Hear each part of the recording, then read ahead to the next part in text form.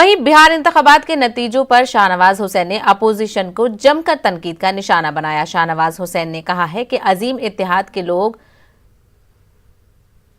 आवाम ने एनडीए के हक में फैसला दिया है, इसको कबूल करें। उन्होंने कहा है कि आवाम ने वजीर आजम के चेहरे पर वोट दिया है। शाहनवाज ने कहा है कि हमें ज्यादा सीटें जरूर आई हैं, लेकिन नीतीश कुमार ही वजीर आजम बनेंगे। हमारे नुमाइंदे परवन कुमार ने शाहनवाज हुसैन से बातचीत की।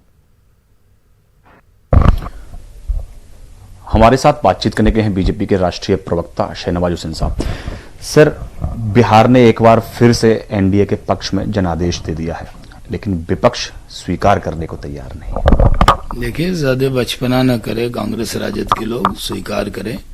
बिहार की जनता ने साफ जनादेश दिया है, स्पष्ट बहुमत एनडीए को दिया है। नरेंद्र मोदी जी की बात पर नीतीश कुमार जी के नेतृत्व में एनडीए को 125 सीट आई है।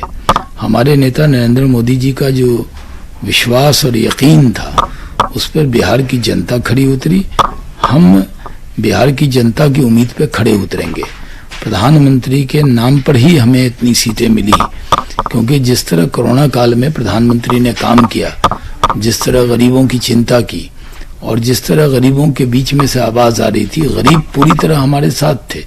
फर्स्ट फेज में जरूर थोड़ा कंफ्यूजन पैदा किया हमारे विरोधियों ने, लेकिन सेकेंड और थर्ड फेज में हमने पूरी तरह बिहार की जनता का साथ लिया और हम सरकार बनाने जा रहे हैं नीतीश कुमार जी के नेतृत्व में। इसमें कोई किंतु परंतु नहीं है, क्योंकि हमारा केंद्रीय नेतृत्व पहले ही इस बात का ऐलान कर चुका है। सर, आपने कहा प्रधानमंत्री जी के चेहरे पर वोट मिला, प्रधानमंत्री के नाम पर वोट मिला।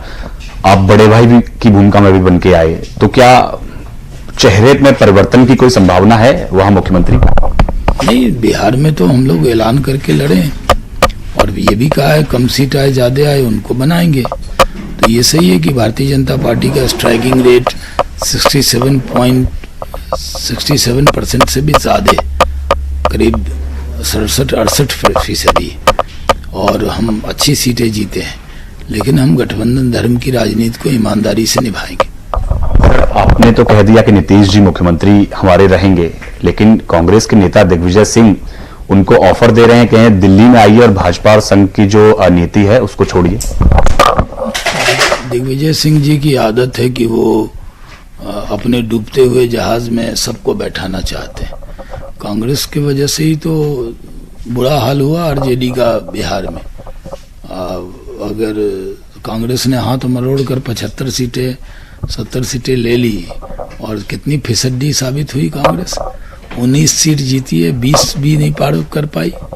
तो कांग्रेस को आत्मचिंतन करना चाहिए कि जहां भी उपचुनाव हुए हैं या जहां भी आम चुनाव हुए, सब जगह कांग्रेस हार रही है। मध्य प्रदेश में हारी, कर्नाटक में हारी, सब जगह कांग्रेस हार रही है। तो कांग्रेस के नेता दिग्विजय सिंह इसी तरह की बयानबाजी करते रहते हैं। उनकी पार्टी उनको गंभीरता से नहीं लेती, तो और कौन लेगा। हमसे बात कर